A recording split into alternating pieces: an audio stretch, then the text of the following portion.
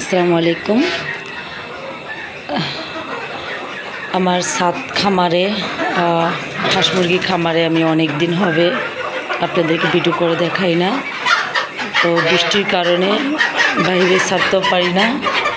আপনাদেরকে দেখাচ্ছি, এই যে আমার রাজহাঁস, চীন হাঁস, মুরগি, দেশি মুরগি, ফার্মি মুরগি সব একসাথে।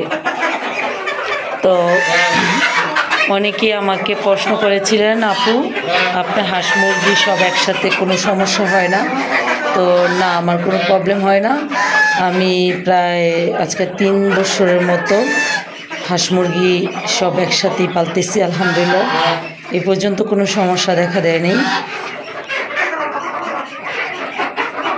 এই যে এখানেও মাশাআল্লাহ চীন হাঁস, দেশি মুরগি, রাজহাঁস, তো সবাই মাশাআল্লাহ বলবেন। আর টার্কি মুরগি আছে ছোট ছোট, এই যে আমার ওখানে আছে।